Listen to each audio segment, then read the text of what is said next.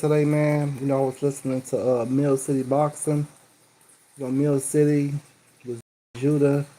Brian Norman and his father was all on the podcast, man. And, they were talking about, an offer that was sent by Matchroom to them, which they, didn't feel comfortable with, so they counter offered.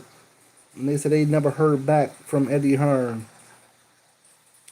So I think, that Boots really want to fight Brian Norman. And I think, Brian Norman really want to fight Boots.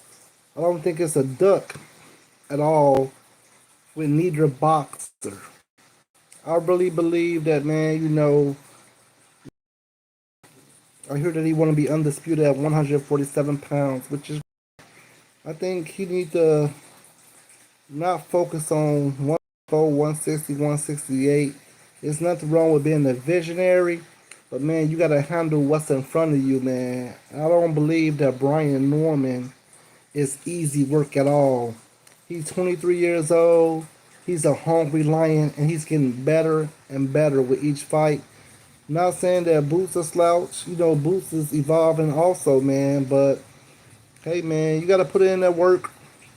I just think, man, that Brian Norman is one of those guys, man, that gonna, I really believe it's like a 50-50 fight between the two of them. I don't think that Brian Norman Jr. needs to be overlooked.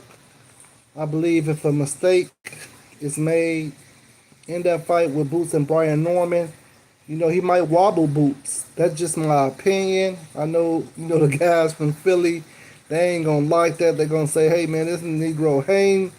He not with Boots, bro. He been talking about Boots real bad. No, I think Boots is a great fighter. I think he's very young. I think he got a long career, man. I think he's focused. He's locked in. But I also think that Brian Norman Jr., man, I believe he's coming also, man. He got a bright future, bro. So I know that both of these guys got great sparring in.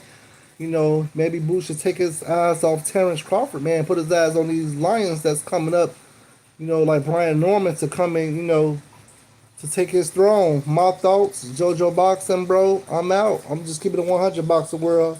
Give me your feedback.